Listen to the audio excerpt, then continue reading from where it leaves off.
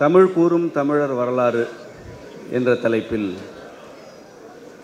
வீரத்தமிழர் முன்னணி நடத்தும் இந்த கருத்தரங்கில் சில கருத்துக்களை பகிர்ந்து கொண்டு தமிழர்களுடைய வரலாறு குறித்த பார்வையை மேம்படுத்த வேண்டும் என்ற விருப்பத்தோடு நாம் இந்த அரங்கிற்கு வந்திருக்கிறோம்.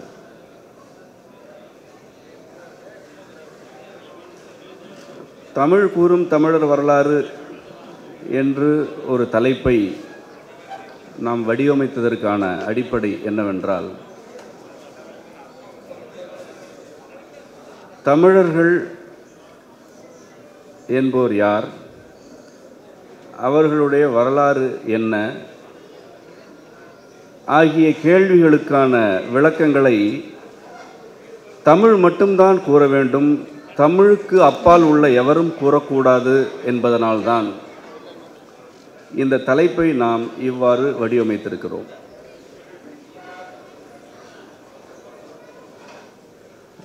கடந்த 100 ஆண்டுகளாக தமிழகத்தில் தமிழர்களுடைய வரலாறு குறித்த பல்வேறு உரையாடல்கள் நிகழ்ந்து கொண்டிருக்கின்றன. இந்த உரையாடல்களை ஓரளவு பார்த்தவன் படித்தவன் என்ற முறையில் எனக்கு விளங்காத அல்லது நான் விளங்கிக் கொள்ள விரும்பாத கருத்து என்னவென்றால்,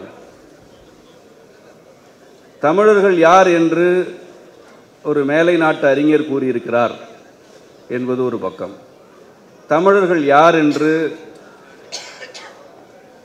வடபுலத்து அறிஞர்கள் கூறியிருக்கிறார்கள் என்ற கருத்து மறுபக்கம், தமிழர்கள் யார் என்று எந்த இனத்தைச் சேர்ந்தவர்கள் என்று தங்களை அடையாளப்படுத்தி கொள்ளாமல் வாழும் சிலர் கூறும் கருத்துகள் வேறு பக்கம். இந்த 3 பக்கங்களிலும் இருந்து ஒரு தமிழ் பிள்ளையாக, ஒரு தமிழ் மகனாக நான் எதை எடுத்துக்கொள்வது என்ற கேள்வியுடன் நான் நின்று கொண்டிருந்தேன். தமிழர்களுடைய வரலாற்றை பற்றி அயலவர்கள் கூறும் தீர்ப்புகள்தான் இறுதியானவை என்பதை தமிழர்களே ஏற்றுக்கொண்டார்களே, இது எவ்வளவு பெரிய துயரம் என்பதனை பிற்காலத்தில் தான் நான் புரிந்து கொண்டேன். இன்றும் கூட இவ்வாறான உரையாடல்கள் தான் நிகழ்ந்து கொண்டிருக்கின்றன. இந்த கருத்தரங்கத்தின் தலைப்பையும் நான் முழுமையாக ஏற்கவில்லை. நாங்கள் தமிழர்கள் ஏன் என்ற கேள்வியில் எனக்கு உடன்பாடில்லை. இந்த கேள்வியை நாம் யாரிடம் கேட்கிறோம்? நாங்கள் தமிழர்கள் என்பதோடு முடிந்தது, அதற்கு மேல் கேள்வி இல்லை.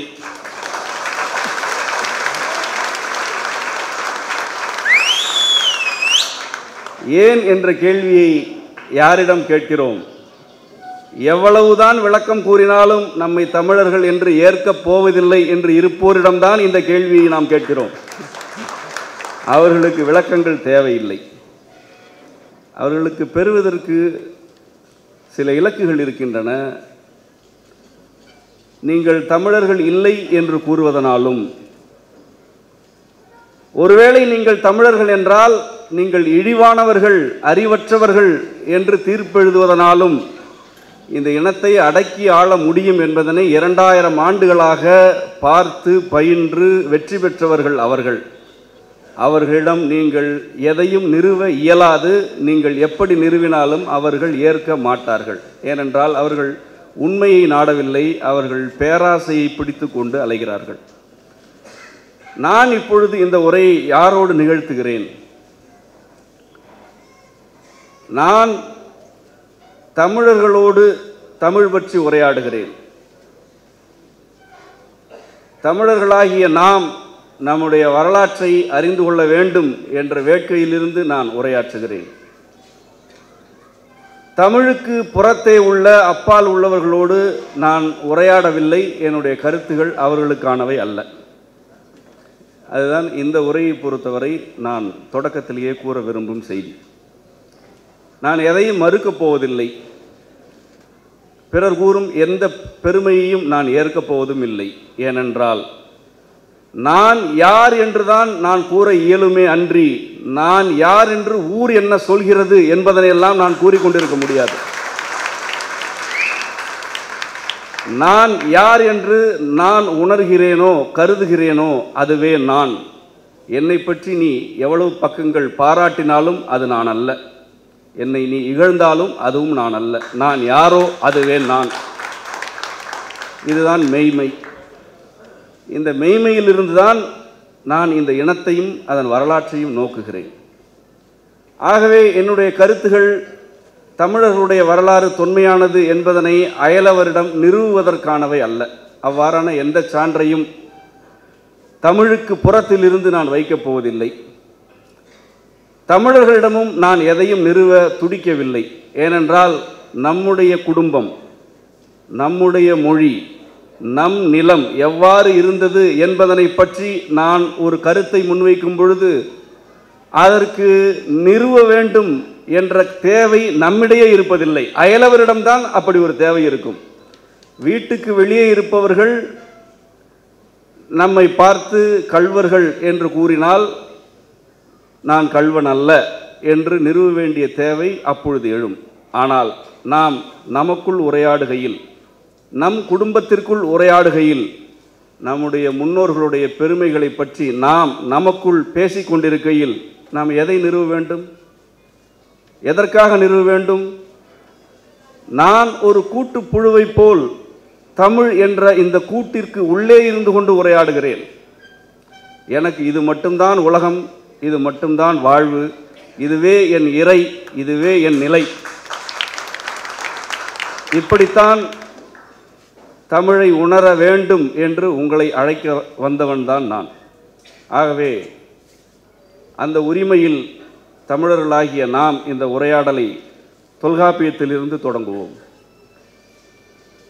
தொல்காப்பியம் தன்னுடைய பாயிரத்தில் பல்வேறு குறிப்புகளை பதிவு செய்திருக்கிறது. தமிழர்களுடைய வரலாற்றின் தொன்மை அந்த பாயிரத்தில் தெளிவாகவே இருக்கிறது. வடவேங்கடம் தென்குமரி ஆயிடை தமிழ் கூறும் நல்லுலகம் என்ற வரி கடலுள் மூழ்கிய குமரியையும் இமயத்தையும் குறிக்கிறது என்பதுதான் என் கருத்து.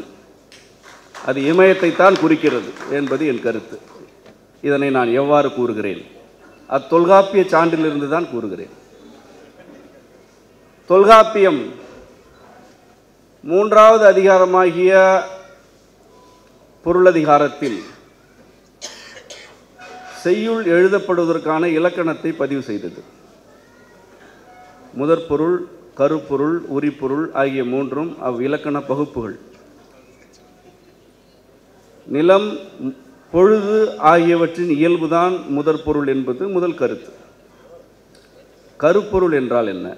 நிலமும் பொழுதும் அமைவதற்கு ஏற்ப வாழும் உயிரினங்கள், இசை, மனித வாழ்க்கை ஆகியவையெல்லாம் கருப்பொருட்கள். இந்த இலக்கணத்திலிருந்து தொல்காப்பியர் என்ன கருத்தை கூறுகிறார் என்றால், ஒரு செய்யுள் இயற்றும் பொழுது எந்த நிலத்தை பற்றிய கருத்துக்களை பதிவு செய்கிறாயோ அந்த நிலத்திற்கு உரிய உயிரின கூட்டத்தை மட்டும்தான் பதிவு செய்ய வேண்டும் என்பதனை இலக்கணமாக வைத்திருக்கிறார். இது தொல்காப்பியர் பதிவு செய்த இலக்கணம். தொல்காப்பியத்திற்கு முன்பிருந்தே தமிழர்கள் மரபில் இருந்து வந்த இலக்கணம். இது அவருடைய புதிய கண்டறிதல் அல்ல. ஒரு செய்யுள் ஒரு விலங்கை பதிவு செய்கிறது என்றால் அது அந்த செய்யுள் பாடப்படும் நிலத்திற்கு உரிய விலங்காக இருக்க வேண்டும் என்பது தொல்காப்பிய இலக்கணத்திலேயே உள்ளது. இதனை தமிழ் கற்றோர் அனைவருமே அறிவர். இந்த தொல்காப்பியம் மரபியலில் விலங்குகளை பற்றி வகைமைப்படுத்தி விளக்குகிறது. அவ்வாறு வகைமைப்படுத்தும் பொழுது இமயமலை சாரலில் வாழும் கவரிமா என்ற விலங்கை பற்றி பதிவு செய்திருக்கிறது. இந்த கவரிமா என்ற விலங்கு உடல் முழுவதும் மயிர் கொண்டது. அந்த மயிர் கொட்டினால் குளிரில் அது இறந்து போகும். ஆகவேதான் மயிர் நீப்பின் உயிர் வாழா கவரிமா என்ற பாடலை பிற்காலத்தில் திருவள்ளுவர் எழுதினார். இந்த கவரிமா என்ற விலங்கின் குட்டியை எவ்வாறு அழைக்க வேண்டும், அதன் ஆண் பாலை எவ்வாறு அழைக்க வேண்டும், கவரி மாவின் பெண் பாலை எவ்வாறு அழைக்க வேண்டும் என்ற பகுப்புகளை மரபியலில் தொல்காப்பியர் பதிவு செய்திருக்கிறார். இந்த கவரிமா இமயச்சாரலில்தான் வாழ்கிறதா என்று கேட்டால் ஆம், இமயச்சாரலில்தான் வாழ்கிறது. அதனை சேரர்களுடைய வரலாற்றை மிக தெளிவாக பதிவு செய்த பதிற்று நேரடியாகவே பதிவு செய்திருக்கிறது. இமயச்சாரலில் நரந்தம் பொருட்களை மேய்ந்து கொண்டிருக்கும் கவரிமா என்று பதிற்று நேரடியாக இந்த விலங்கு இமயமலைக்கு உரியது என்று பதிவு செய்திருக்கிறது. இமயமலைக்கு உரிய விலங்கினை தொல்காப்பியத்தின் மரபியல் பதிவு செய்கிறது என்றால் இமயம் தமிழ் கூறும் நல்லுலகத்தின் ஓர் அங்கம் என்பதனால் மட்டும்தான், இல்லை என்றால் பதிவு செய்யக்கூடாது. தமிழ் கூறும் நல்லுலகத்திற்கு புறத்தே உள்ள விலங்குகளையோ தாவர வகையினத்தையோ பதிவு செய்வது தொல்காப்பிய இலக்கணத்திற்கே எதிரானது. அப்படி ஒரு இலக்கணத்தையும் எழுதிவிட்டு நிலத்திற்கு புறத்தே உள்ள விலங்கை தொல்காப்பியர் பதிவு செய்யவில்லை. இரண்டாவது, இதே மரபியல் இன்னொரு விலங்கினத்தை பதிவு செய்திருக்கிறது. அது ஒட்டகம். ஒட்டகம் என்ற விலங்கின் இளமை பருவத்தை எவ்வாறு அழைக்க வேண்டும், அதன் பெண்பால் பெயர் என்ன என்ற கருத்து தொல்காப்பியத்தின் மரபியலில் இருக்கிறது. ஒட்டகம் எங்கு வாழ்கிறது என்பதனை நாம் அறிவோம். இந்த ஒட்டகம் தமிழர்களுடைய உலகத்தின் ஓர் அங்கத்தில் தான் வாழ்ந்தது என்பதனால்தான் ஒட்டகத்தையும் தொல்காப்பியர் பதிவு செய்தார். மிக நேரடியாக கூற வேண்டுமென்றால், இன்றைக்கு இந்தியா என்று எந்த ஒரு கட்டமைப்பு இருக்கிறதோ அந்த கட்டமைப்பு முழுவதுமே தமிழ் கூறும் நல்லுலகமாகத்தான் இருந்தது என்பதுதான் தொல்காப்பியத்தில் உள்ள நேரடி சான்று. இது நேரடி சான்று. இவ்வாறான வடவேங்கடம் தென்குமரி ஆயிடை தமிழ் கூறும் நல்லுலகத்தில்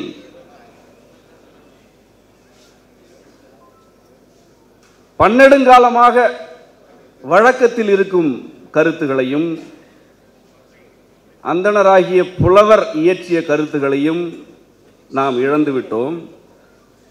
ஆகவே அவ்வாறான நூல்களை எல்லாம் தொகுப்பதற்காகத்தான் இந்த நூல் எழுதப்படுகிறது என்று பாயிரம் கூறுகிறது. இந்த நூல்களை தொகுப்பவர் ஒரு புலவரிடம், ஒரு ஆசானிடம் தன்னுடைய பணிகளை எல்லாம் காட்டி ஒப்புதல் பெற வேண்டும். அது தமிழ் கழக வழக்கம். பாண்டிய பேரரசர் இருப்பார், பல்வேறு புலவர்கள் இருப்பார்கள். யாராவது ஒரு புலவர் தலைமை புலவராக இருப்பார். அவரிடம் எல்லா நூல்களுக்கும் ஒப்புதல் பெற வேண்டும். அவர் ஆய்ந்து இந்த இலக்கண மரபுகள் கடைபிடிக்கப்பட்டிருக்கின்றனவா என்பதனை எல்லாம் ஆய்ந்து ஒப்புதல் அளிப்பார். அவ்வாறு தொல்காப்பியத்திற்கு ஆய்ந்து ஒப்புதல் அளித்தவருடைய பெயர் அதங்கோட்டு ஆசான். அதங்கோட்டு ஆசான் எப்படிப்பட்டவர் என்று அதே பாயிரம் கூறுகிறது. அரங்கரை நாவின் நான்மறை முற்றிய அதங்கோட்டு ஆசான் என்பதுதான் குறிப்பு. அரங்கரை நாவு என்றால் அவர் வாய் திறந்து பேசினால் அவர் நாவிலிருந்து வெளிவரும் செய்திகள் அறத்தை மட்டுமே உரைப்பன என்று பொருள். அறத்துக்கு புறம்பாக அவருடைய நாவு எதையும் பேசாது என்று பொருள். அப்படிப்பட்ட அரங்கரை நாவு கொண்டவர். அவர் நான்மறையில் முற்றியவர். நான்மறை என்ற வேதத்தை கற்று அதில் முற்றிய நிலை அடைந்தவர் என்பது குறிப்பு. இந்த நான்மறை யாருடையது என்று இன்று கேள்வி கேட்கப்படுகிறது. நான் மீண்டும் கூறுகிறேன், நான் ஏன் அதற்கு பதில் சொல்ல வேண்டும்? நான் ஏன் சொல்ல வேண்டும்? என்னுடைய தொல்காப்பியம் கூறுகிறது,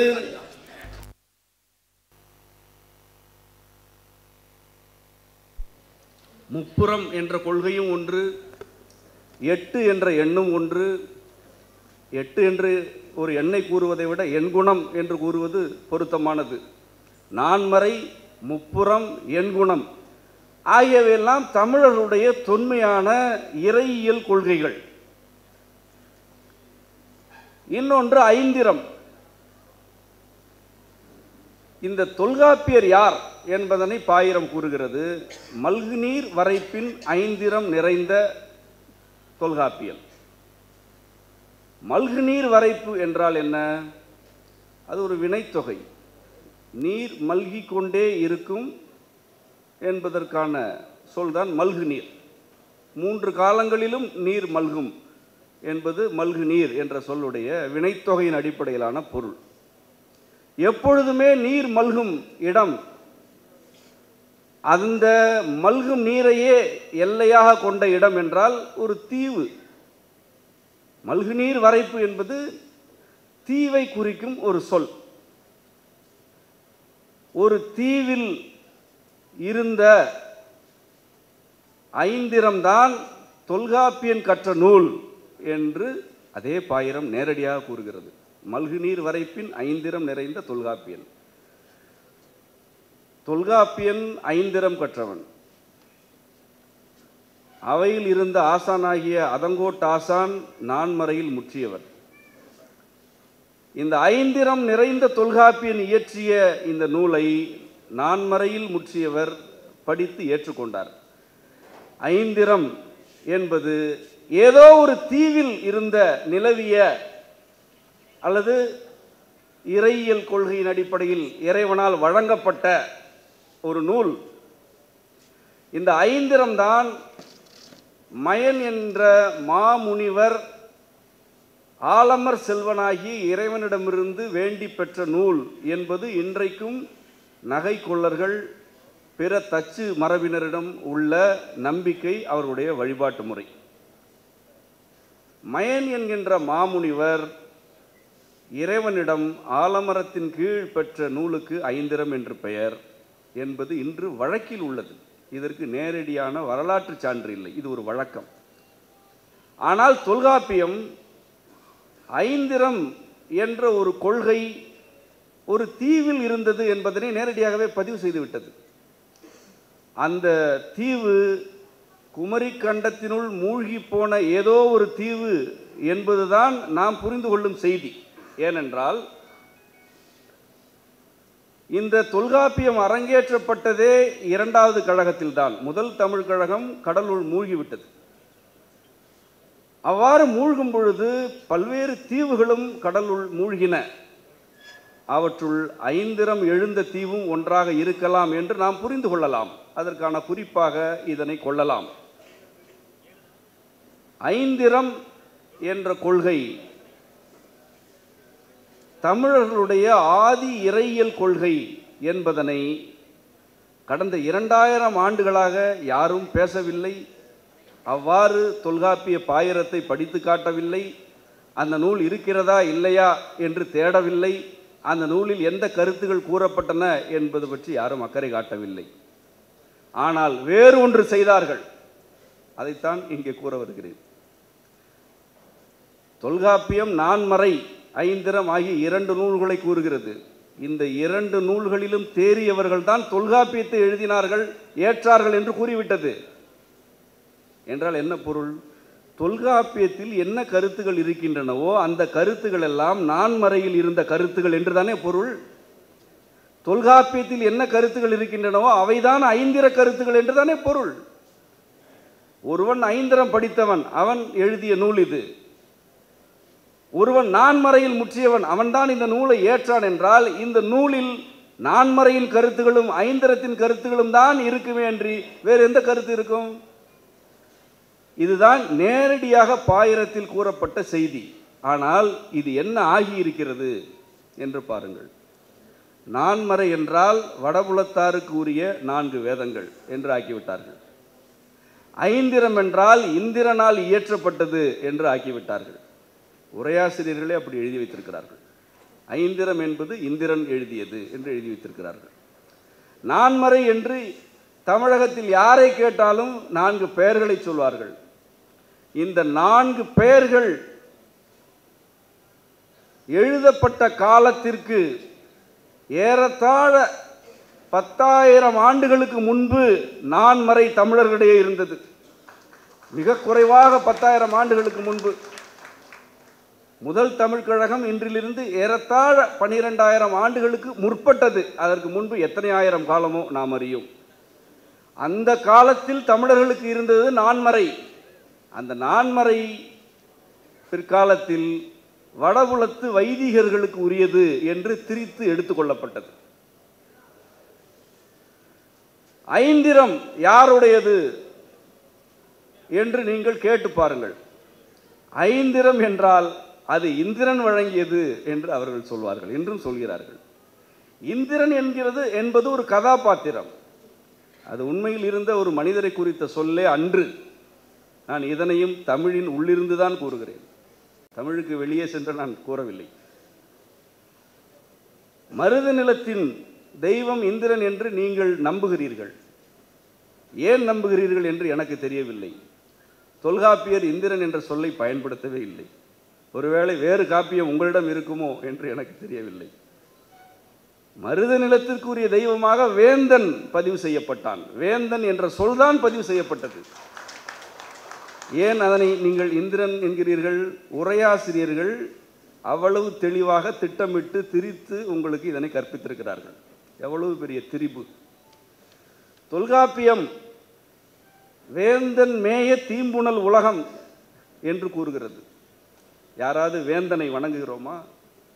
வேந்தன் என்றால் யார் என்ற கேள்வியாவது எழுப்பினோமா? இல்லை, எழுப்ப மாட்டோம். ஏனென்றால் வேந்தன் தான் இந்திரன் என்று ஒரு கதையை கட்டிவிட்டார்கள். இது 2000 ஆண்டுகளாக அவர்கள் கூறிக்கொண்டிருக்கும் கதை. இந்திரன் என்கின்ற ஒரு கதாபாத்திரம் வடபுலத்தாருடைய வேதத்தில் இருக்கிறது. அதனை ஓரளவு படித்தவன் நான். குதிரைகளை வெட்டி தீயில் போடுவது, ஊரை கொள்ளையடிப்பது,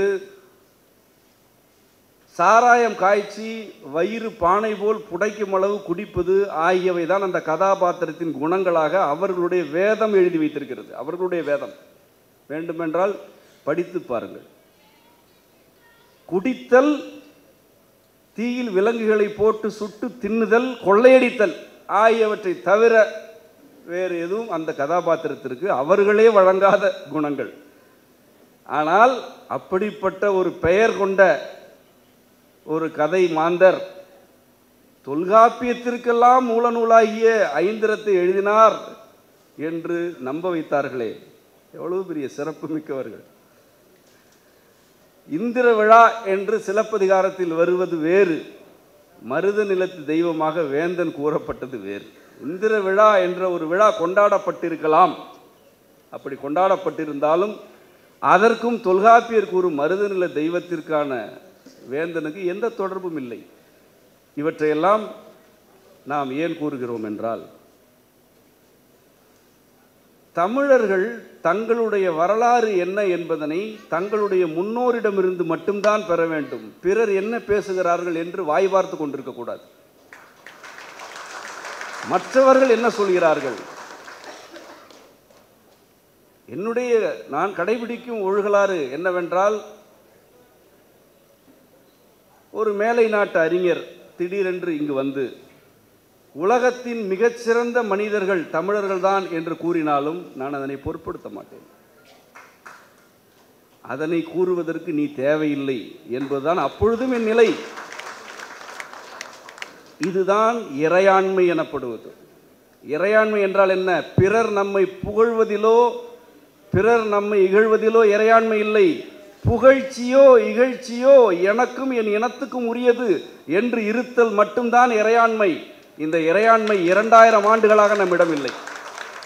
நான் ஏன் 2000 ஆண்டுகள் என்று கூறுகிறேன் என்றால், 2000 ஆண்டுகளில்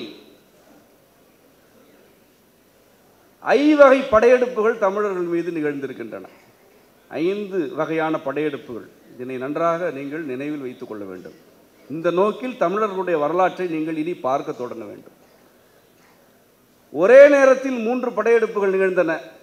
வைதிகம், சமணம், பௌத்தம், இந்த 3ம் ஒரே நேரத்தில் படையெடுத்து வந்தவை. அதன் பிறகு 13ஆம் நூற்றாண்டுக்கு பிறகு விஜயநகர பேரரசின் படையெடுப்பு, 17ஆம் நூற்றாண்டு வாக்கில் மேலை தேயத்தாருடைய படையெடுப்பு. இந்த 5 படையெடுப்புகள் தமிழர்கள் மீது 2000 ஆண்டுகளாக நிகழ்ந்திருக்கின்றன.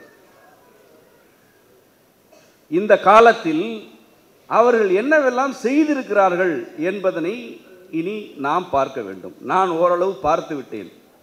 அவற்றில் ஒரு சிலவற்றை உங்களோடு பகிர்ந்து கொள்ளத்தான் நான் வந்தேன்.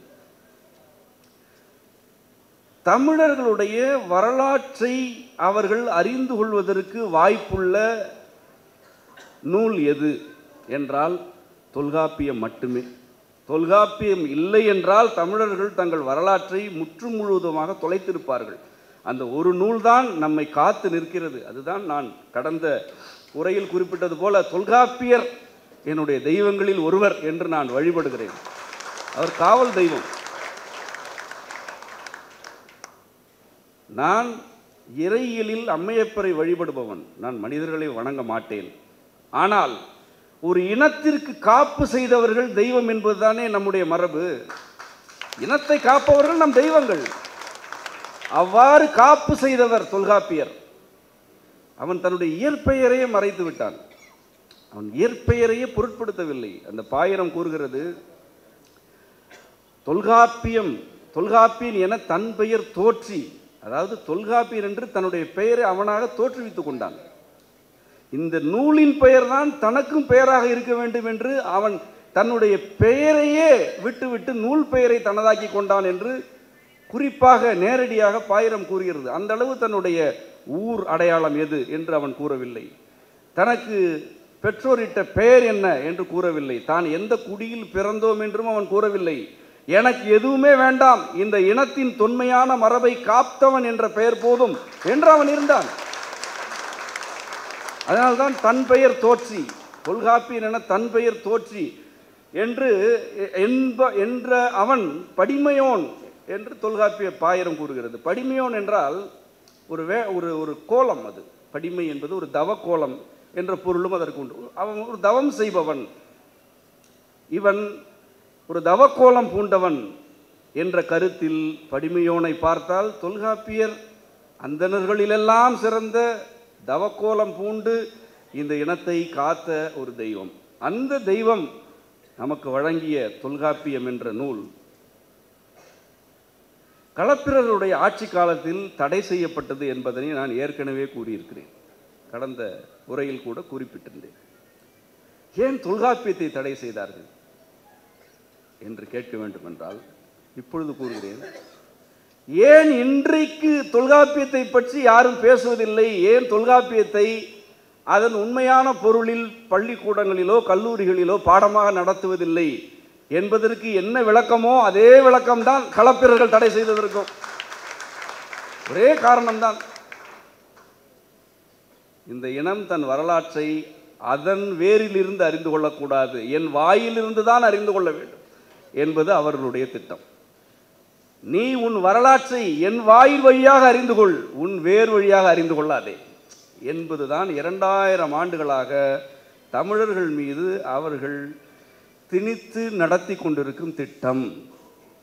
இதற்கு தொல்காப்பியத்தை தடை செய்துதான் ஆக வேண்டும். ஏனென்றால் அது தெளிவாக இந்த பாயிரமே நான்மறை தமிழர்களுக்கு உரியது என்று சொல்லிவிட்டதா, தமிழர்களுடைய ஆதி வேதம் ஐந்திரம் என்று சொல்லிவிட்டது. கடலுள் மூழ்கிய ஒரு தீவினுள் எழுந்ததுதான் ஐந்திரம் என்பதை சொல்கிறது. இமயம் முதல் குமரி வரை தமிழகம்தான் என்பதனை தெளிவாக அந்த நூல் சொல்லிவிட்டது. இதனை எப்படி ஏற்பார்கள்? இதனை எப்படி அனுமதிப்பார்கள்?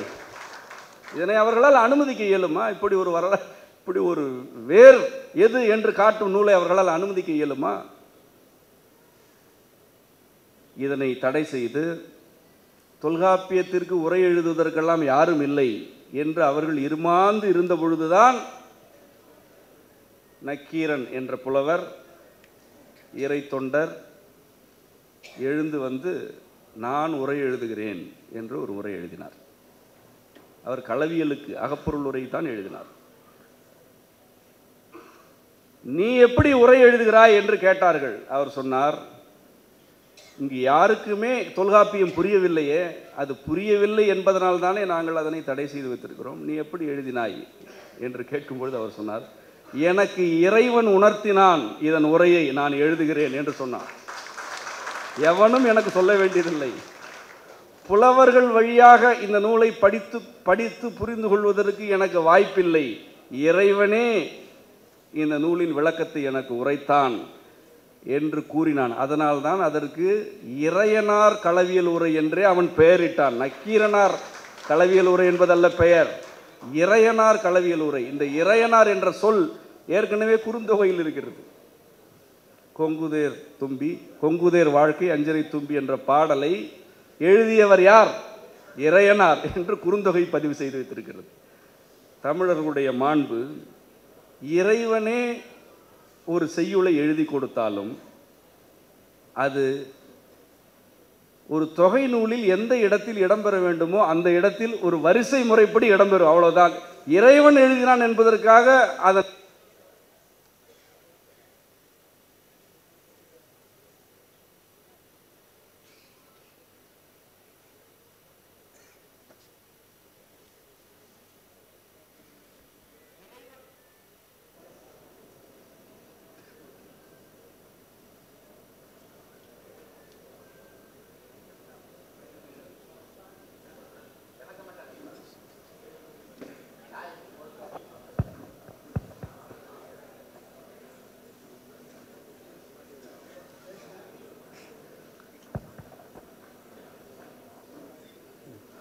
குறுந்தொகை பாடல்களில் இறைவனே இயற்றினால் கூட அது வரிசை முறைப்படித்தான் தொகுக்கப்படும் என்ற மாண்பு இன்று வரை கடைபிடிக்கப்படுகிறது.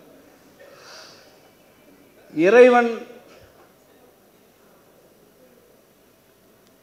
எனக்கு தொல்காப்பியத்தின் களவியலை உரையாக விளக்கினான் என்று சொன்ன அந்த புலவர் நக்கீரனார்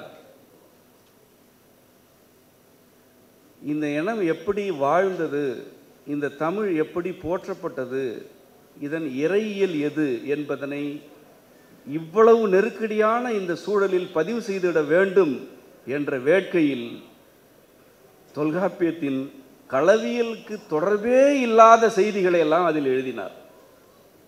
அந்த அவர் நூலுடைய கருத்து தொல்காப்பியத்தின் அகப்பொருளுக்கு உரை எழுதுவது. அதற்கும் முதல் தமிழ் கழகத்தை இறையனார் அமர்ந்து நடத்தினார். முருகவேள், அகத்தியனார் ஆகியோரெல்லாம் முதல் தமிழ் கழகத்தில் இருந்தார்கள். அது 4449 ஆண்டுகளுக்கு இருந்தது என்ற செய்தியையும் அடுத்தடுத்த கழக செய்திகளையும் அவர் பதிவு செய்திருக்க கூடாது இலக்கணப்படி. ஏனென்றால் நூலுடைய கருத்து என்ன? நூல் தொல்காப்பியத்தின் களவியலுக்கு உரை எழுதுவது. ஆனால் அவர் அந்த இலக்கணத்திற்கெல்லாம் கட்டுப்படவில்லை. எங்கு பார்த்தாலும் நெருக்கடி, எங்கு பார்த்தாலும் தமிழ் பள்ளிகள் சமண பள்ளிகளாக பிடுங்கப்பட்டு விட்டன. தலையை மழித்து கொண்டு அலைகிறார்கள். புலால் உண்பது குற்றம் என்கிறார்கள். புலால் உண்பவர்கள் இழிவானவர்கள் என்கிறார்கள். நிலத்தில் இறங்கி உழுபவர்கள்,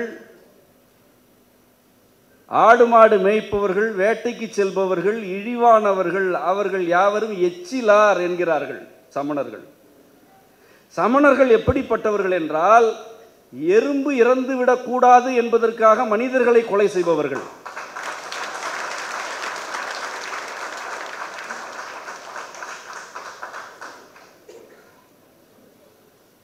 எறும்புகள் மீது அவர்கள் காட்டும் அக்கறை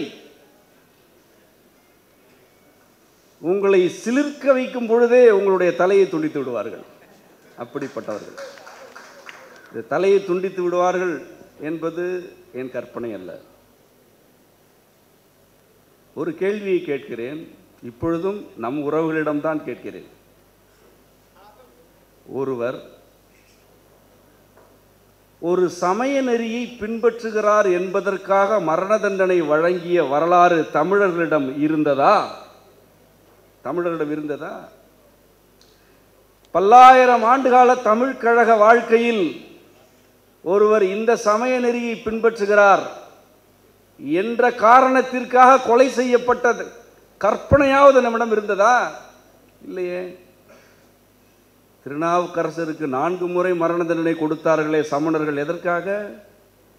சமண சமயத்தில் இருந்த திருநாவுக்கரசர் சைவத்தை தழுவினார் என்பதற்காக, மத மாற்றத்திற்காக கொலை செய்தவர்கள் சமணர்கள். மதமாற்றம் கொலை செய்தற்குரிய தண்டனை குற்றம் என்று சட்டம் கொண்டு வந்தவர்கள் சமணர்கள் தானே அன்றி தமிழர்கள் அல்லர்.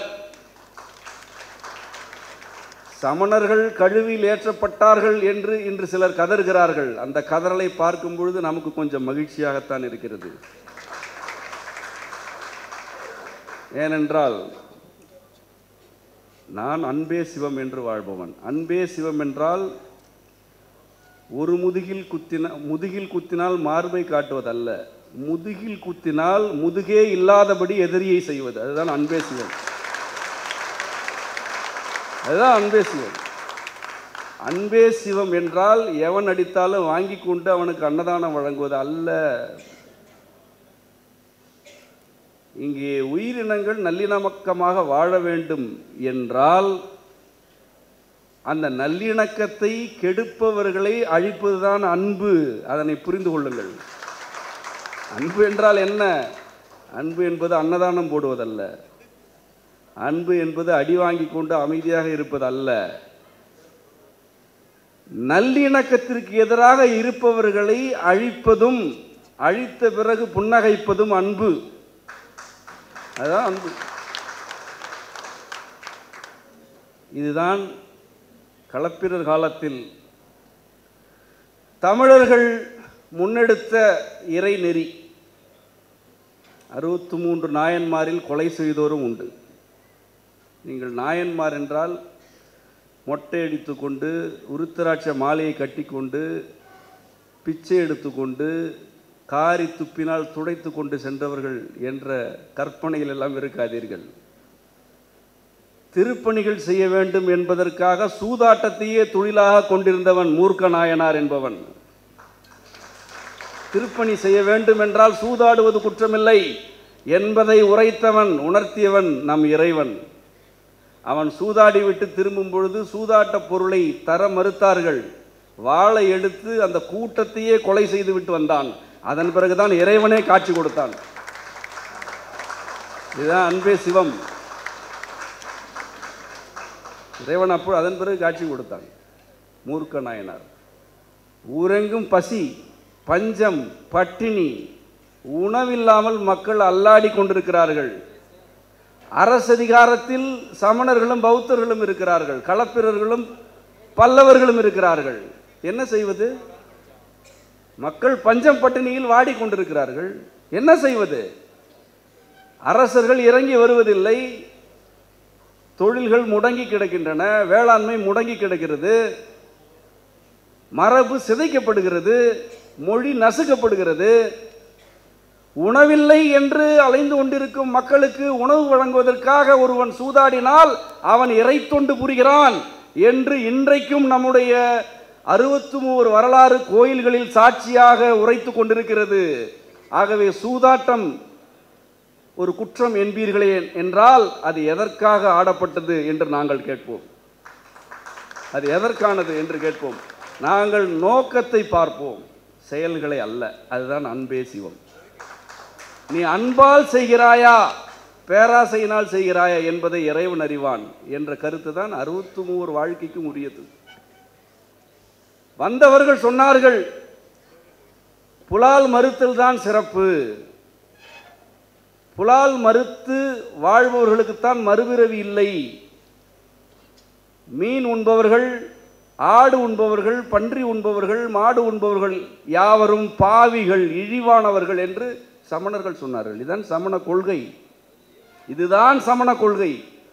அந்த காலத்திலும் இந்த காலத்திலும் இதுதான் அவர்கள் கொள்கை.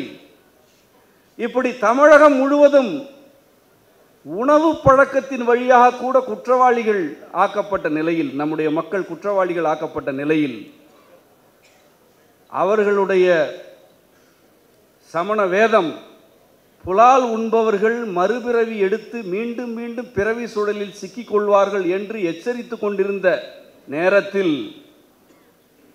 பன்றிக்கரியை படைத்தவனுக்கு இறைவன் காட்சி கொடுத்தான். ஆட்டுக்கறி அல்ல, பன்றிக்கறி.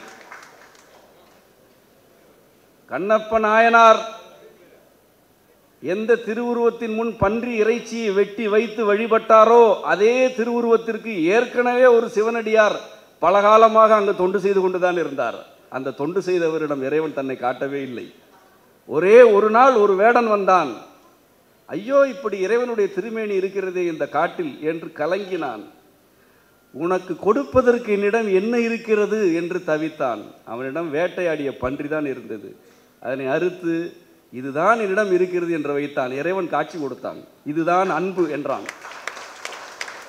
ஏற்கனவே இருந்தவர் அங்கே காட்டில் உள்ள குளத்தில் இருந்து நீர் எடுத்து வந்து ஊற்றினார். பூக்களால் பூசனை செய்தார். அவருக்கு காட்சி கொடுக்கவில்லையே. எங்கள் இறைவன் யார்? நோக்கத்தை பார்ப்பவன், செயல்களை அல்ல. ஆனால் சமணர்கள் பிறவி எடுக்கக்கூடாது என்றால் புலால் மறுக்க வேண்டும் என்றார்கள். அவர்களுடைய தலைவர் மகாவீரர் என்று அவர்கள் அழைத்துக் கொள்ளும் அவர்களுடைய தலைவர் அவர்களுடைய நாட்டில் வாழ்ந்த பொழுது வேளாண்மை செய்வதே ஒரு இழிவான தொழில் என்று பரப்புரை செய்தவர். அதனால் அந்த நாடே வேளாண் தொழிலில் குறைவு ஏற்பட்டு அந்த நாடே பஞ்சத்திற்கு ஆட்பட்டது என்பது வரலாற்றில் உள்ள செய்தி. அது அவர்களுடைய வரலாறு என்பதனால் நான் அதனை அதிகம் கூற விரும்பவில்லை. இங்கே அவர்கள் வந்த பொழுது ஒரு அடிப்படையான சீர்கேட்டை திணித்தார்கள். தமிழர்களுடைய இரு வகையான ஒழுக்கங்கள் யாவை? ஒன்று அக ஒழுக்கம், இன்னொன்று புற ஒழுக்கம். இந்த அக ஒழுக்கம் சீரோடு நிலை பெற வேண்டுமென்றால் வேந்தர்களும் குடிகளும் வீரர்களாக இருக்க வேண்டும். புற ஒழுக்கம் இருக்க வேண்டும் அல்லவா? புறத்திணை இருந்தால் தானே அகத்திணையை காக்க முடியும். புறத்திணை இருக்க வேண்டும் என்றால் என்ன? வீரம் இருக்க வேண்டும். இந்த வைதிகர்களும் சமணர்களும் பௌத்தர்களும் உள்ளே வரும் பொழுதே ஒரு தெளிவான திட்டத்தோடு வந்தார்கள். உயிர்களை கொலை செய்வது பாவம் என்று சொல்லிக்கொண்டே உள்ளே வந்தார்கள். இப்படித்தான் வீழ்த்தினார்கள். இதை மறந்து விடாதீர்கள். இமயச்சாரலுக்கு சென்று போர் புரிந்து திரும்பிய சேரர்களும் சோழர்களும் பாண்டியர்களும் கட்டி காத்த இந்த இனத்திற்குள் இந்த 3 பேரும் உள்ளே வந்து உயிர்களை கொல்லாதீர்கள் என்று கூறிக்கொண்டே வந்தார்கள். நாம் என்ன பார்க்கும் உயிர்களை எல்லாம் கொலை செய்து கொண்டே இருந்தோமா? ஒரு கொடி தரையில் கிடக்கிறது என்பதற்காக ஒருவன் தேரை கொடுத்தான். உங்களுக்கு ஒன்று தெரியுமா? உங்களுக்கு பள்ளிக்கூடத்தில் உயர்திணை அகிரிணை என்று ஒரு பாடம் சொல்லிக் கொடுத்திருப்பார்கள். உயர்திணை என்றால் மனிதர்கள், மனிதர் அல்லாதவையில் அகிரிணை என்று சொல்லிக் கொடுத்திருப்பார்கள். தொல்காப்பியர் என்ன தெரியுமா சொல்கிறார்? மனிதர்கள் உயர்திணை என்பது மட்டும் கருத்தல்ல,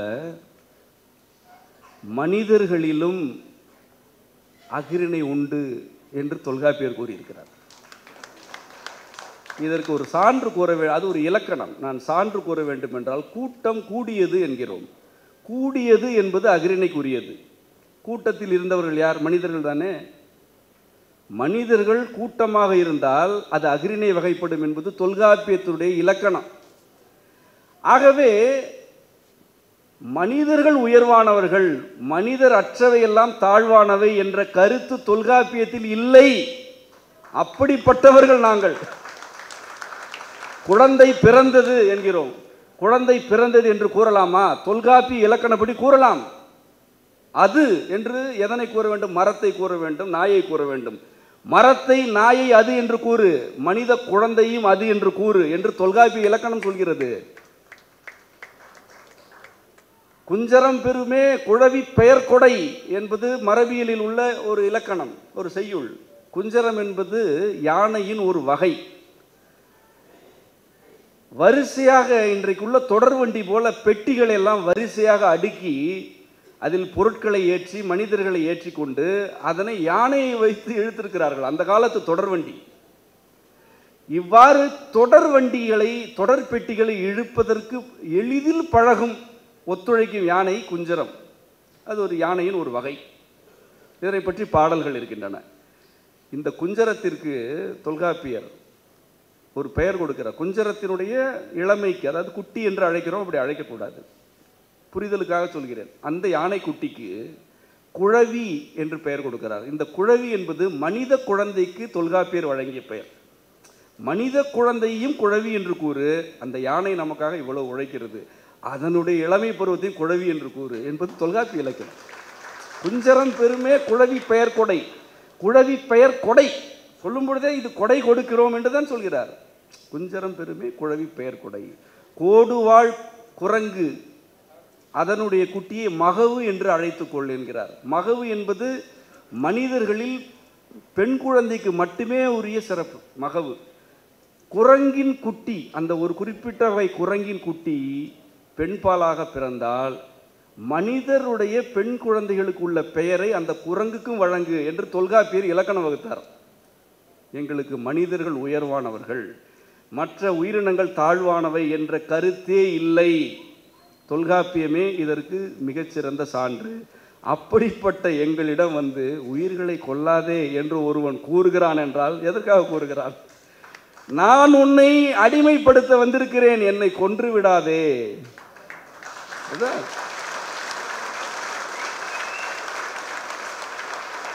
நான் இந்த நாட்டை கட்டி ஆள வந்திருக்கிறேன், நீ திருப்பி அடித்து விடாதே.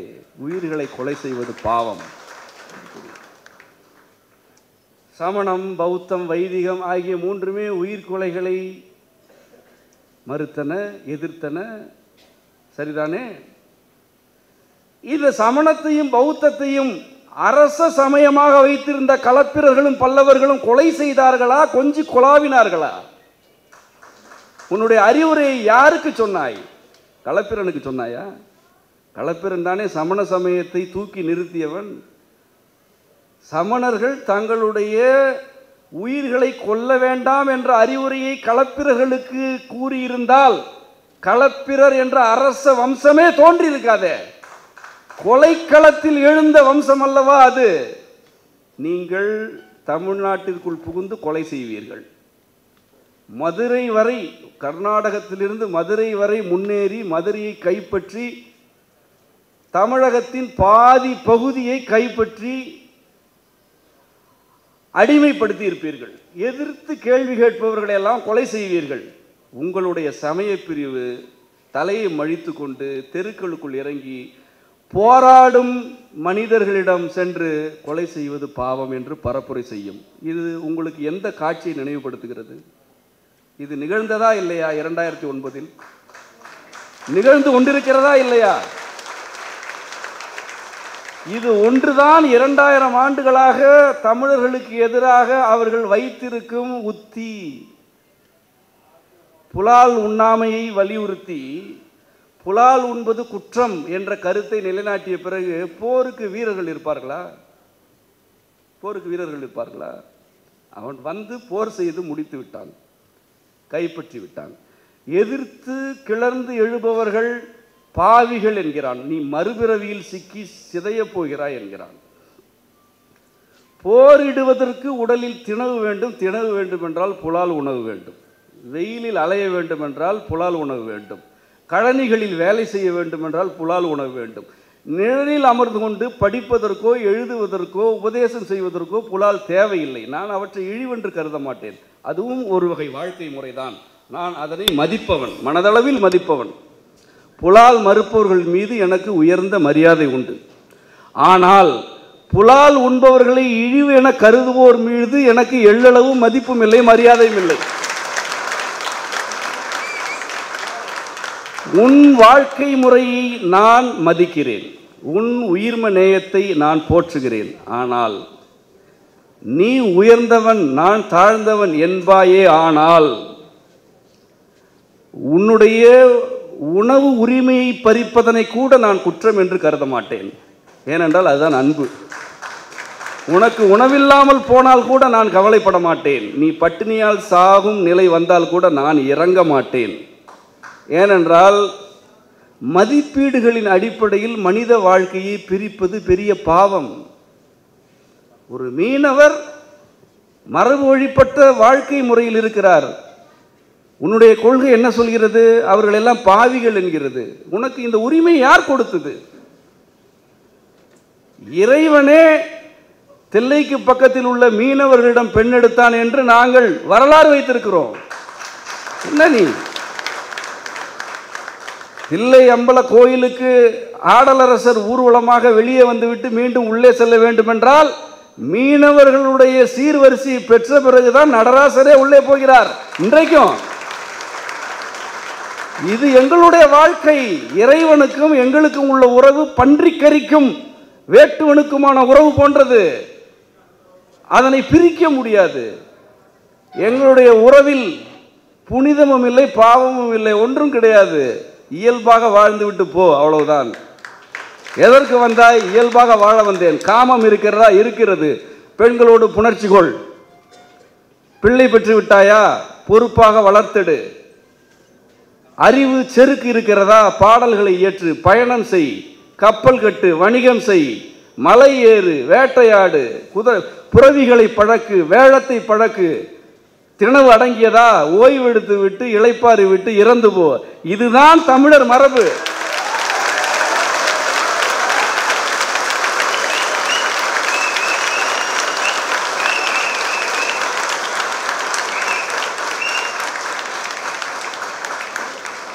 இப்பொழுது நான் குறிப்பிட்ட அத்தனை செய்திகளும் தமிழ் கழகத்தில் உள்ள செய்திகள். இதனைத்தான் நான் செய்து கொண்டிருந்தோம். போருக்கு சென்றோம். போருக்கு சென்ற வீரர்கள் திரும்பி வரும்பொழுது தாழ்த்திறவாய் என்று பாடும் வழக்கம் தமிழர்களிடையே இருந்தது. அதை பிற்காலத்து இலக்கியம் பாடுகிறது. தாழ்த்திறவாய் என்றால், பெண்ணே, உன் கணவன் போருக்கு சென்று விட்டு மீண்டு வந்து விட்டான், கதவை திற என்று பொருள் அல்ல. உன்னுடைய பிறப்புறுப்பை திறந்து காட்டு என்று பொருள். தாழ்த்திற என்றால் அதுதான் பொருள். இப்படி இலக்கியம் எழுதியவர்கள். போருக்கு சென்றவன் அவனும் தவித்தான், இந்த பெண்ணும் தவித்தாள். போர் முடிந்து வெற்றியோடு தொடைகளை தட்டி கொண்டு ஆண்கள் ஊருக்குள் வருகிறார்கள். பெண்களே, அவர்களை கட்டி அணைத்து கொண்டு உங்களுடைய பிறப்பு உறுப்புக்குள் அவனுடைய ஆண்குறியை செறி கொண்டு கழித்து கிடங்கள் என்று பாடல் எழுதிய இனம் இது. இந்த இனத்தில் மொட்டை அடித்துக்கொள், பெண்ணை பார்க்காதே, பெண்ணை தொடாதே, பெண்களை தொட்டால் பாவம், இதனை பரப்பியவர்கள் உலகத்திலேயே நல்லவர்கள் என்று பெயர் பெற்ற சமணர்களும் பௌத்தர்களும். அதனால்தான் நாம் விரட்டி அடித்தோம். நாம் தான் விரட்டி அடித்தோம். இன்றைக்கும் திருஞான சம்பந்தர் 8000 சமணர்களை கழுவேற்றினார் என்பது ஒரு பாதக செயலாக குறிப்பிடப்படுகிறது. அப்படி ஒன்று நிகழ்ந்ததா என்பது நமக்கு நேரடியாக தெரியவில்லை. அதில் எனக்கு மறுப்பும் உண்டு. ஆனால் நிகழ்ந்திருந்தால் புன்னகைப்பதை தவிர நான் வேறு என்ன செய்வேன்? நான் புன்னகைப்பேன். நீ செய்த அட்டூழியங்களுக்கு முன்பு 8000 சமணர்களை கழுவேற்றியது ஒன்றுமே இல்லை. அது ஒன்றுமே இல்லை. களப்பிரர்கள் வந்தார்கள், பல்லவர்கள் வந்தார்கள் என்றால் என்ன? வரவேற்று வந்தார்களா? படையெடுத்து தமிழர்களை கொலை செய்து வந்தார்கள். கொல்லாமை, புலால் மறுப்பு ஆகிய கருத்துக்களை கடைபிடிக்காத அரசர்கள் இந்த சமயத்தை ஆதரிப்பார்கள். ஆனால் இந்த சமயத்தை ஏற்றுக்கொள்ளும் தமிழர்கள் யாரையும் கொல்லக்கூடாது. இந்த வேடத்தை கலைத்ததுதான் தமிழர்களுடைய சிவநெறி. இந்த வேடத்தை கலைத்தோம். இந்த வேடத்தை கலைப்பதற்கு ஆசான் திருமூலர் 3000 மந்திரங்கள் அருளினார். அந்த மந்திரங்களுக்கு பிறகு 63 பிறர் வந்தார்கள். திருஞான சம்பந்தரை மதுரையில் கொலை செய்வதற்கு கூன்பாண்டியன் அழைத்தான். கழுவேற்றம் ஏன் நிகழ்ந்தது? வாதம் மதுரையில் சமணர்களுக்கும் திருஞான சம்பந்தருக்கு. அவர் இளைஞர். கூன்பாண்டியன் சமண வெறியன், ஒரு பாண்டியன், ஆனால் சமண வெறியன். அவன் வாதத்துக்கு அழைக்கிறான். சோழ நாடு ஏற்கனவே திருநாவுக்கரசருடைய திருப்பணிகளில் பாதுகாக்கப்பட்டு விட்டது. அவர் மகேந்திரவர்ம பல்லவன் என்ற பேரரசனையே சைவ நெறிக்கு மாற்றிவிட்டார், சிவநெறிக்கு மாற்றிவிட்டார். அவன்தான் 4 முறை மரண தண்டனை கொடுத்தவன். ஒரு முறை கூட அவர் இறந்து போகவில்லை. பதிகம் பாடுகிறார், இறைவன் திருநாவுக்கரசரை உயிர்ப்பிக்கிறான். அதன் பிறகு மகேந்திரவர்மன் மாறிவிட்டான். சோழ நாடு பாதுகாக்கப்பட்டு விட்டது. இப்பொழுது இந்த பாண்டிய நாடு சமணர்களுடைய கொடுங்கோன்மையில் இருக்கிறது. அதற்கு திருஞான சம்பந்தர் வாதத்திற்கு செல்கிறார். மதுரைக்கு செல்வதற்கு முன்பே சமணர்கள் அவர் தங்கியிருந்த கூடாரத்தை தீயிட்டு கொளுத்தி விட்டார்கள். வாதத்திற்கு வரும் முன்பே அழித்து விட வேண்டும் என்று. யார்? வாயில் துணியை கட்டி கொண்டு எறும்பு செத்து விடக்கூடாது என்று மயிர்பீலியால் தடவுகிறார்களே அவர்கள் தான் திருஞான சம்பந்தருடைய கூடாரத்தை அவர் தங்கியிருந்த போது கொளுத்தியவர்கள். அவர்கள் அப்படி கொளுத்தப்பட்ட பிறகு சரி, இப்படி நடந்து விட்டதே, ஊருக்கு திரும்பி செல்வோம் என்று அவன் செல்லவில்லை. மீண்டும் மதுரைக்கு சென்றான். மதுரைக்கு சென்று வாதம் நடந்தது. இந்த வாதத்தில் திருஞான சம்பந்தர் தோற்றால் அவர் கழுவேற்றப்படுவார். நன்கு புரிந்து கொள்ளுங்கள், நியாயத்தை புரிந்து கொள்ளுங்கள். வாதத்துடைய கட்டளை என்ன? திருஞான சம்பந்தர் தோற்றால் அவரை கழுவேற்றுவேன், சமணர்கள் தோற்றால் அவர்களை கழுவேற்றுவேன். இப்படி கூன்பாண்டியன் கட்டளையிட்ட பிறகுதான் வாதம் நடக்கிறது. நம்முடைய பிள்ளை வெற்றி பெற்றது. இவன் ஒருவன், அங்கே 8000 பேர் இருந்திருக்கலாம். இவன் ஒருவன், இவன் வெற்றி பெற்றான். என்ன செய்ய வேண்டும்? இப்படி என்ன செய்வது? என்ன செய்ய வேண்டுமோ அதை செய்தார்கள். அதன் பிறகு கூன்பாண்டியனும் சிவநெறியை தழுவினான். இதுதான் களப்பிரர்கள் பல்லவர்கள் வந்த பிறகு தமிழர்களுடைய வரலாற்றில் ஏற்பட்ட மிகப்பெரிய நெருக்கடி காலம். இப்படியான நெருக்கடிகளை எல்லாம் சிவநெறியினர் மட்டுமல்ல, 12 ஆழ்வார்களும் கிளர்ந்தெழுந்து தமிழ் பாக்களை பாடி, தமிழ் பாடல் பாடுவதே அந்த காலத்தில் ஒரு புரட்சி. இன்றைக்கு தமிழர்களுக்கு எது புரட்சி? கறிக்கடையை திறக்க செய்தால் அது புரட்சி. இன்றைக்கு இதெல்லாம் புரட்சி. அந்த நிலை நம் மீது திணிக்கப்பட்டு விட்டது. அந்த பல்லவர் களப்பிரர் காலத்தில் தமிழ் பாடல்கள் எழுதுவது புரட்சி. ஏனென்றால் அவர்கள் தமிழில் வட சொற்களை கலக்க வேண்டும் என்பதற்காகவே ஒரு செயல் திட்டத்தை வகுத்து மணிப்பிரவாள நடை என்று ஒரு நடையை கொண்டு வந்து அந்த நடையில் தான் எழுத வேண்டும் என்று ஆக்கினார்கள். அப்பொழுதுதான் ஆழ்வார்கள் தூய தமிழில் பாசுரங்களை பாடினார்கள். ஆண்டாளுடைய பாசுரங்கள், பேயாழ்வார் பூதத்தாழ்வாருடைய பாடல்கள் எல்லாம் தமிழை, அதன் செழுமையை மீட்டு கொண்டு வந்த பாடல்கள். நம்முடைய திருஞான சம்பந்தர், திருநாவுக்கரசர் பாடிய பாடல்கள் எல்லாம் இந்த மணிப்பிரவாளத்தை தூக்கி வீசி தமிழில் இறையியலை கூற முடியும், தமிழில் சமய கருத்துக்களை கூற முடியும், தமிழில் அறிவியல் கொள்கைகளையும் வாழ்வியல் கொள்கைகளையும் கூற முடியும் என்று காட்டுவதற்காகவே பாடப்பட்டவைதான் தேவாரங் பாடல்களும் திருவாசக பாடல்களும் பிற திருமுறைகளும். இதே காலத்தில் தான் நான் ஏற்கனவே குறிப்பிட்ட ஆசார கோவையும் அவர்கள் எழுதினார்கள். நான் தொடக்கத்தில் ஒரு கருத்தினை கூறினேன் அல்லவா? 4 என்ற எண்ணை நான் மறை என்று நாம் வைத்திருந்தோம். எண்ணெய் என்றால் எண்ணுக்கு ஏதோ பலன் இருக்கிறது என்று புரிந்து கொள்ளாதீர்கள். நான் அப்படிப்பட்டவன் அல்ல. அவர்கள் எப்படி ஒரு கருத்தை திருடினார்கள் என்பதற்காக கூறுகிறேன். நான் மறை என்று நம்மிடம் இருந்தது. நம்முடைய ஆட்சி பறிக்கப்பட்ட பிறகு நான்மறை எங்களுடையது என்று அவர்கள் தனியாக கொண்டு போனார்கள். திரிபுரம் என்ற முக்கருத்து இருந்தது. இதுதான் மிகவும் இன்றியமையாதது. 3 கொள்கை. இது தமிழர்களுடைய மிக மிக தொன்மையான கொள்கை. உயிர்களுக்கு ஆணவம், கண்மம், மாயை ஆகிய 3 நிலைகள் உள்ளன என்பது. இந்த 3 நிலைகளும் அழிந்தால்தான் இறைவனடி சேர முடியும் என்பது நம்முடைய இறையியல் கொள்கை. நான் தனியே இதை பற்றி நிறைய உரைகள் ஆற்றியிருக்கிறேன். இந்த 3 என்ற கொள்கை திரிபுரம் என்று ஒரு உவமையாக கூறப்பட்டது. திரிபுரம் எரித்த விரிசடை கடவுள் என்றால் மனிதர்களுடைய ஆணவம், கண்மம், மாயை ஆகிய 3ஐயும் எரித்த சடையன் ஆகிய எங்களுடைய சிவபெருமான், அம்மையப்பன் என்று அதற்கு பொருள். இவர்கள் என்ன செய்தார்கள்? ஆச்சார கோவையுடைய பாயிரத்தில் ஆரையில் 3 அழித்தான் என்று பாயிரம் பாடுகிறது. ஆரையில் 3 அழித்தான். அது என்ன 3 அழித்தான்? இந்த உரையாசிரியர்கள் இருக்கிறார்களே, இந்த 2000 ஆண்டுகளாக வந்த பல உரையாசிரியர்களுக்கு என்ன சிக்கலோ தெரியவில்லை. இதற்கு என்ன உரை தெரியுமா? 3 புறங்களையும் அழித்த சிவபெருமான் என்று ஆச்சார கோவையுடைய பாயிரத்துக்கு உரை எழுதி வைத்திருக்கிறார்கள். அதாவது ஆச்சார கோவை அவர்களை பொறுத்தவரை சிவபெருமானை பாடும் நூல். இது என்ன கொடுமை! 3 என்பது சமணர்களுடைய கொள்கை. அந்த காலத்திலே பிறப்பு, இறப்பு, மறுபிறப்பு ஆகிய மூன்றையும் அழித்தவன் மகாவீரன் என்பது அவருடைய கருத்து. அந்த மகாவீரனை போற்றி அவன் பாடல் எழுதியிருக்கிறான் பாயிரத்திலே. அது ஒரு சமண நூல். ஆனால் இன்றைக்கு ஆரையில் மூன்றழித்த என்று அதில் அந்த ஒரே சொல், அந்த ஒரு சொல்லினால் ஆச்சாரக்கோவை சைவ நூலாகிவிட்டது. ஆச்சாரக்கோவை சிவநெறி நூல் என்று கூறுபவர்களுக்கு ஒன்று விவரம் தெரியவில்லை, அல்லது மிகவும் விவரமானவர்கள்.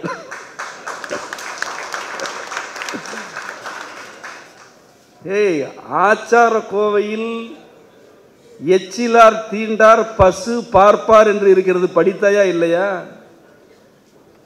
பசுவையும் பார்ப்பாரையும் எச்சில் மக்கள் எல்லாம் தீண்டக்கூடாது என்று இருக்கிறது, படித்தாயா இல்லையா? இதுதான் சிவநெறி என்று நீ நம்புகிறாயா?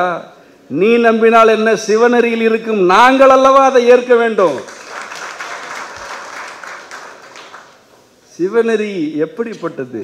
பசுவை தீண்டாதே என்று சொல்வதா? காணும் வடிவம் எல்லாமே அன்னையாகிய சக்தி என்பதுதான் திருமந்திரத்தில் உள்ள சக்திக்குரிய 1500 மந்திரங்களின் சாரம். அதனை புரிந்து கொள்ள வேண்டும். உங்களுக்கு தெரியவில்லை என்றால் ஒதுங்கி நில்லுங்கள். சக்தி என்பது வடிவம். எல்லா வடிவமுமே அன்னையாகிய அருட்சக்தி தான் என்பதுதான் சைவ சித்தாந்தத்துடைய சாரமான கருத்து. பசுவை தீண்டாதே என்று ஒருவன் கூறுவான் ஆயின் அவன் மனிதனே அல்ல. அதன் பிறகு அவன் சைவனாக எப்படி இருக்க முடியும்?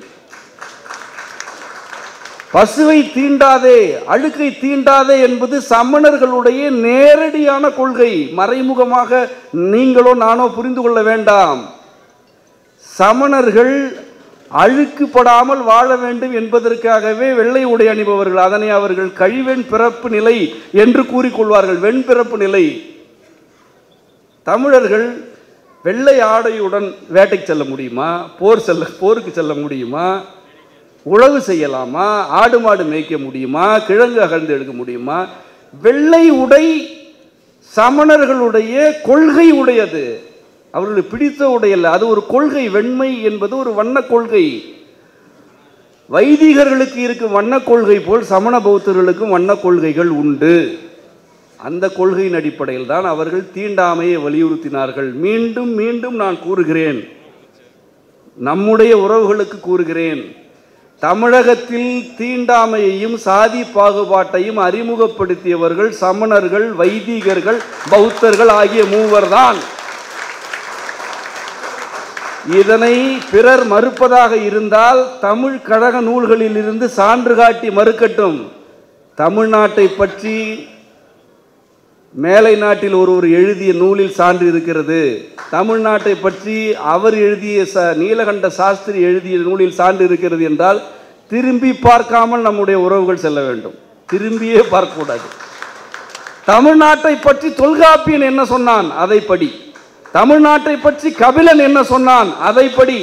தமிழ்நாட்டை பற்றி ஔவை என்ன சொன்னாள் அதை படி. தமிழ்நாட்டை பற்றி திருவள்ளுவன் என்ன சொன்னான் அதை படி. தமிழர்களை பற்றி 63 வாழ்க்கை என்ன சொன்னது அதை படி. வேற எதையும் படிக்காது. வேற எதையும் படித்தால் இவ்வாறான திரிவுகளுக்கு ஆட்பட வேண்டும். இறுதியாக தமிழர்களுடைய வரலாறு திரிக்கப்பட்டதன் வேதனையான ஒரு சான்றினை கூறிவிட்டு இந்த உரையை நிறைவு செய்யலாம் என்று கருதுகிறேன். இன்றைக்கு தமிழ் இலக்கணத்திற்கு எது அடிப்படை நூல் என்று நான் கேட்கிறேன். இந்த கேள்வியை இந்த அவையின் வழியாக நான் எழுப்புகிறேன். பள்ளிகளில் தமிழ் இலக்கணம் கற்றுக் கொடுக்கப்படுகிறது. பள்ளிகளில் கற்றுக் கொடுக்கப்படும் தமிழ் இலக்கணத்திற்கான அடிப்படை நூல் எது என்று கேட்கிறேன். இது ஒரு கேள்வியா என்று உங்களுக்கு தோன்றும். இது மிகவும் இன்றியமையாத கேள்வி. யாராவது சொல்லட்டும், தமிழ்நாட்டில் எந்த நூலின் அடிப்படையில் தமிழ் இலக்கணம் கற்றுத்தரப்படுகிறது? தொல்காப்பியம் என்று நீங்கள் நம்பினால் நீங்கள் ஏமாற்றப்பட்டு விட்டீர்கள்.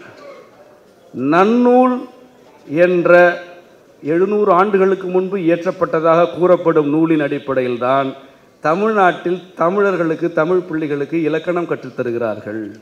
இது தெரியுமா? தொல்காப்பியத்தின் அடிப்படையில் தமிழ் இலக்கணத்தை தமிழ்நாட்டு பள்ளிகள் கற்றுத்தருவதில்லை. இதை விட என்ன இழுக்க வேண்டும்? இதை விட என்ன இழுக்க வேண்டும்? ஏன் தொல்காப்பியத்தை கற்றுத்தரவில்லை? ஏன் கற்றுத்தரவில்லை? தமிழ் ஆசிரியர்கள் பலருக்கு கற்றுத்தருவது தொல்காப்பியமா நன்னூலா என்றே தெரியாது.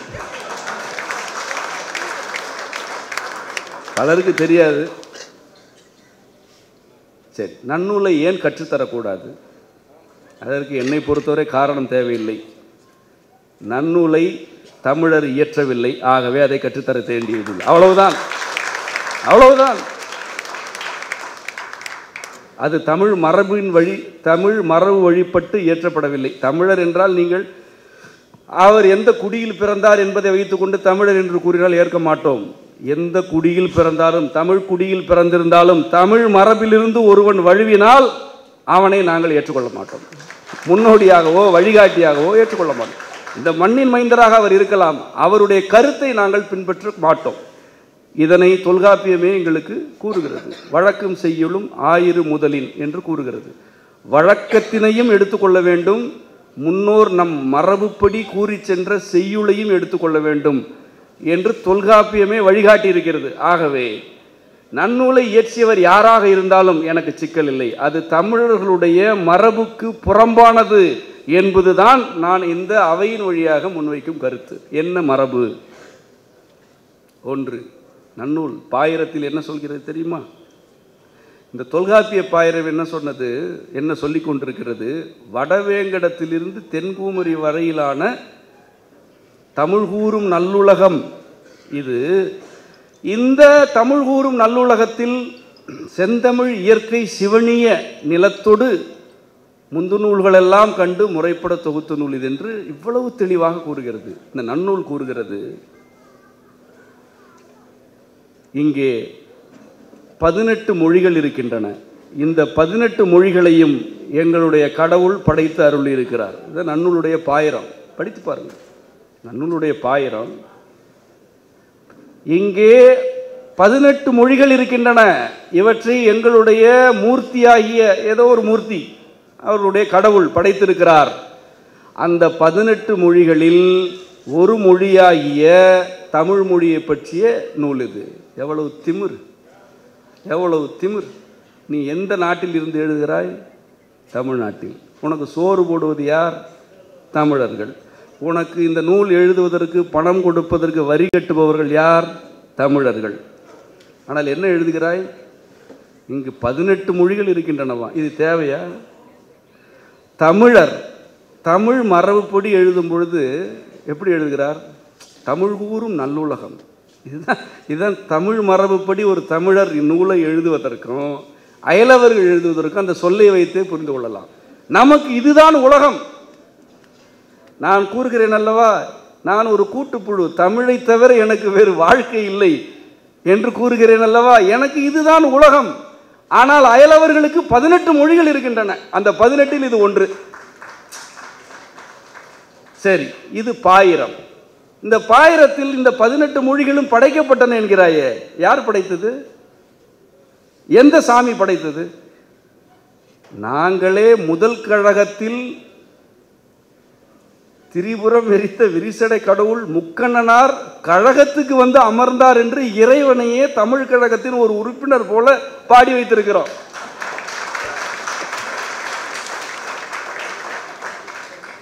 அம்மையப்பருக்கும் தமிழர்களுக்கும் உள்ளது உறவு, மேலாளருக்கும் தொழிலாளிக்குமான தொழில் அல்ல, அது உறவு. தமிழ் கழகம் அமைத்தால் அவர் வந்து அமர வேண்டும். அவரே பாடல் எழுதினாலும் இறையனார் என்று 10ஓடு 11ஆகத்தான் போடுவோம். இதுதான் எங்களுக்கு அவருக்கும் உள்ள உறவு. இது எங்கள் உறவு. நீ என்ன சொல்கிறாய்? பாயிரத்தில் உன்னுடைய கடவுள் 18 மொழிகளை படைத்து அதில் ஒன்றாக தமிழை படைத்ததாக சொல்கிறாய். சரி, இதெல்லாம் இருக்கட்டும். இந்த நூல், நன்னூலாகிய இந்த நூல் எந்த மூல நூலின் முதல் நூலின் அடிப்படையில் எழுதப்பட்டது என்று சொல்ல வேண்டுமா இல்லையா? சொல்ல வேண்டுமா இல்லையா? சொல்லவே இல்லையே. திருட்டு, களவுத்தனம், கயமை, இன்னும் எவ்வளவு இழி சொற்கள் இருந்தாலும் போட்டுக்கொள்ளலாம். அப்படி ஒரு திருட்டு. நீங்கள் நன்னூலை இப்பொழுது நான் கூறுகிறேன் என்பதற்காக நம்பக்கூடாது. என்னை நம்பக்கூடாது என்று நான் எப்பொழுதும் கூறுவேன். என்னை நம்பாதீர்கள், என்னை புரிந்து கொள்ளுங்கள். என்னை எப்படி புரிந்து கொள்வது? நான் கூறும் சான்றுகள் நூலில் இருக்கின்றனவா என்று பார்த்து என்னையும் புரிந்து கொள்ளுங்கள், அந்த நூலையும் புரிந்து கொள்ளுங்கள். நான் சொல்வதற்காக நம்ப வேண்டாம். நூலை பாருங்கள். அந்த நூலில் இது தொல்காப்பிய இலக்கணத்தின் அடிப்படையில் எழுதப்பட்டது என்று கூறவில்லை. அது மட்டுமல்ல, தொல்காப்பியர் உயர்திணை அகிரிணை எப்படி கையாண்டிருக்கிறார் என்று கூறினார். அது தமிழர்களுடைய மரபு. இந்த நன்னூல் கூறுகிறது, உயர்திணை என்பது என்ன தெரியுமா? மனிதர்கள், தேவர்கள், அரக்கர்கள். இதுதான் உயர்திணை. உயர்திணை என்பது தேவர்களுக்குரியது என்பது இலக்கணமா? தமிழர்களுடைய சிந்தனை ஆழத்திற்கு முன்னால் இதெல்லாம் ஒரு குப்பை கூட பெறாது. குப்பை கூட இல்லை. தமிழர்களுடைய குப்பை இதனை விட மேம்பட்டது.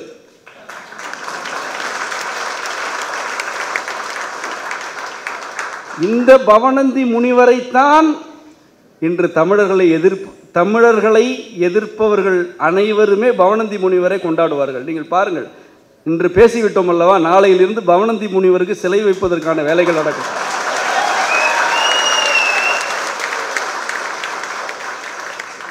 ஏற்கனவே பவணந்தி முனிவருடைய நன்னூல் தான் தமிழ்நாட்டு பாட நூல்களில் இருக்கிறது. அதனால்தான் உங்களால் உயர்திணை அகிரிணை என்றால் என்ன என்று நான் கேட்கும் பொழுது உங்களால் பதில் சொல்ல முடியவில்லை. நீங்கள் என்ன நினைக்கிறீர்கள்? மனிதர்கள் மட்டும்தான் உயர்திணை என்று நினைக்கிறீர்கள். இது தொல்காப்பிய மரபுக்கு, தமிழர் மரபுக்கு எதிரானது. அகிரிணை உயர்திணை என்பது மனிதர் அற்றவர் என்ற அடிப்படையில் மட்டுமானதன்று. அதற்கு வேறு ஒரு அடிப்படை இருக்கிறது. அதற்கு இந்த அவை பொருந்தாது அதை விளக்குவதற்கு. ஆனால் மனிதரையும் அவர்கள் கூட்டமாக இருக்கும் பொழுதும், குழந்தை நிலையில் இருக்கும் பொழுதும் அகிரிணை வழிபட்டு அழைக்க வேண்டும் என்று கூறும் பொழுது மனிதர், மரம், அணில், நாய், பன்றி ஆகியவையெல்லாம் ஏதோ ஒரு நிலையில் சமமானவைதான் என்ற கருத்து, மெய்யியல் கொள்கை தொல்காப்பியத்தில் இருக்கிறது. அது நன்னூலில் இல்லையே. அது நன்னூலில் இல்லை. நன்னூல் என்ன சொல்கிறது? தேவர்கள் என்று யாரோ இருப்பதாகவும் அவர்களெல்லாம் உயர்வானவர்கள் என்று கூறுகிறது. இப்படி நன்னூல் செய்துள்ள திருட்டுகள் பற்றி நிறைய கூறலாம். சுருக்கமாக சொல்ல வேண்டுமென்றால், நன்னூல் என்பது என்னவென்றால், இந்த தொல்காப்பியம் மீண்டும் வந்துவிடக் கூடாது என்ற பதட்டத்தில், அச்சத்தில் இந்த தமிழர்களை நாம் அடக்கி ஆண்டு கொண்டிருக்கிறோம். இவர்கள் தங்களுடைய வேர்களை நோக்கி பயணித்து விடக்கூடாது, இவர்களுடைய மெய்யியல் என்ன என்பதனை இவர்கள் புரிந்து கொள்ளக்கூடாது என்பதற்காக பவணந்தி முனிவர் என்ற ஒருவரால் இட்டுக்கட்டு திரித்து எழுத்து வழக்கிற்கு தேவையான இலக்கணங்களை மட்டும் வைத்து கொண்டு இயற்றப்பட்ட ஒரு கொடும் நூல்தான் நன்னூல். அவன் திருடும் பொழுதே பெயரிலேயே தெரிகிறது, இது நன்னூல் என்றால் வேறு எது கெட்ட நூல்? இப்படி நன்னூல் வரை தமிழர்களுடைய வரலாறு மறைக்கப்பட்ட சான்றுகளை நாம் நிறைய அடுக்கிக் கொண்டே போகலாம். இப்பொழுது நாம் இரண்டு பாதைகளுக்கு முன்னே நின்று கொண்டிருக்கிறோம். நமக்கு முன்னே இரண்டு பாதைகள் இருக்கின்றன. ஒரு பாதை தமிழர்கள் தங்களுடைய பெருமைகளை பேசி எதிர்ப்போரிடம் வாதம் செய்து வெற்றி பெறும் பாதை. இன்னொரு பாதை தமிழர்கள் தங்களுடைய வரலாற்றை ஆழ்ந்து உள்வாங்கிக் கொண்டு தமிழ்நாட்டை தமிழர்களுக்குரிய நாடாக நிலைபெறச் செய்யும் பாதை.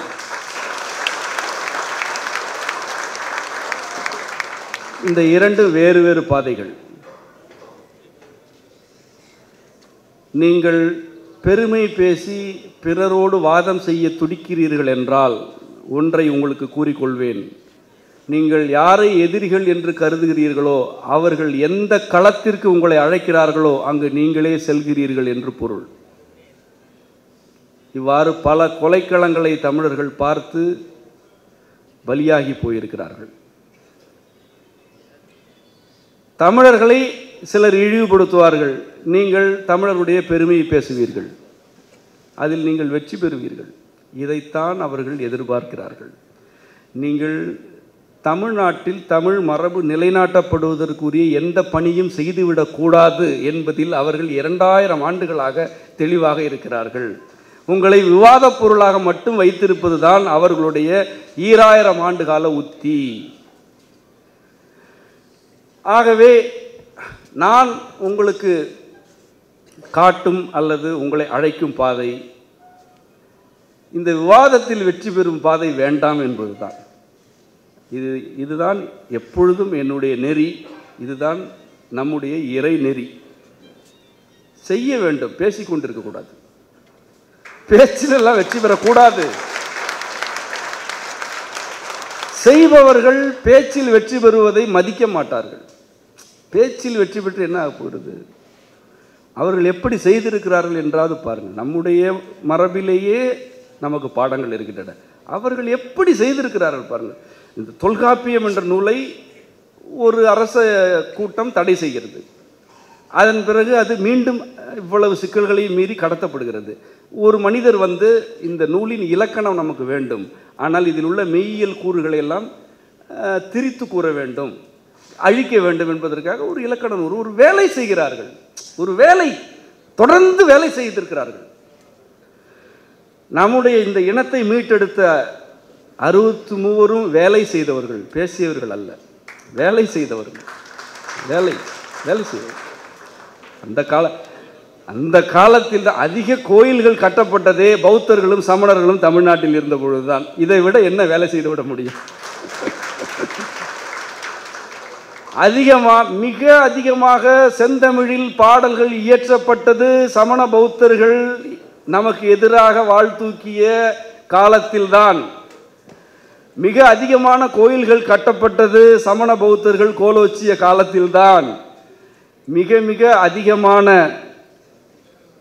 ஏரி குளங்கள் வெட்டப்பட்டது, தமிழர்களுடைய நீர்ப்பரப்புகள் எல்லாம் மேம்படுத்தப்பட்டதும் இவர்களுடைய காலத்திலும் இவர்களுடைய காலத்துக்கு பிறகும் தான். எதிரிகள் நம்மை அடக்கி ஆண்ட பொழுது நம்முடைய முன்னோர் எப்படி பணியாற்றினார்கள் என்று மட்டும் பாருங்கள். எப்படி பணியாற்றினார்கள்? வேலை பணியாற்ற வேண்டும். அவ்வாறு பணியாற்ற தவறியதன் விளைவாகத்தான் நாம் இன்றைக்கு மீண்டும் மீண்டும் வாதம் செய்து கொண்டே இருக்கிறோம். ஆகவே இளைஞர்களுக்கு நான் எப்பொழுதும் கூறும் கருத்து, விவாதம் செய்யாதீர்கள், வேலை செய்யுங்கள். வேலை செய்து கொண்டே இருங்கள். என்ன வேலை செய்வது? முதலில் நீங்கள் படிக்க வேண்டும். இப்படி பேச்சு கேட்டுக்கொண்டே இருக்கக்கூடாது. நான் அடிக்கடி பேசுபவன் அல்ல, அடிக்கடி பேசப்போவதும் இல்லை. நான் எப்பொழுதாவது பொதுவெளிக்கு வந்து பேசுபவன். இப்படி யாராவது வந்து உங்களுக்கு பாடம் நடத்தி கொண்டே இருக்க வேண்டும் என்ற எதிர்பார்ப்பே தமிழர்களுடைய அறிவுத்திறனுக்கு குறைவு. தமிழர்களுடைய அறிவுத்திறனுக்கு இப்படி ஒருவனெல்லாம் தேவையே இல்லை. நீங்கள் உங்களுடைய இயல்பு என்ன, உங்களுடைய வேறு என்ன என்பதனை புரிந்து கொண்டீர்கள் என்றால் செந்தமிழனே தேவைப்பட மாட்டான். நான் தேவையில்லை. இந்த இனத்தில் உனக்கு தேவையான யாவும் இருக்கின்றன. நீ உன் மரபை பார்க்காமல் மற்றவர்கள் வாயை பார்த்து கொண்டிருக்கிறாய். அதுதான் சிக்கல். நீ இந்த மரபை பார், இந்த மரபில் உள்ள நூல்களை படி, இந்த மரபில் உள்ள பணிகளை எல்லாம், நிறைவேற்றப்பட வேண்டிய பணிகளை எல்லாம் நீ செய்து கொண்டே இரு. அதுதான் எதிர்கால தலைமுறையினருக்கு நாம் விட்டு செல்லும் வரலாறு.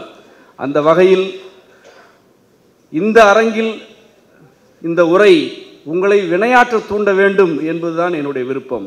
மீண்டும் கூறுகிறேன், இந்த உரை சிறப்பான கருத்துகளுடன் இருந்தது என்று சிலர் சொல்வார்கள், இது ஒரு கட்டுக்கதை என்று சிலர் சொல்வார்கள். இந்த இரண்டையுமே நீங்கள் பொருட்படுத்தாதீர்கள்.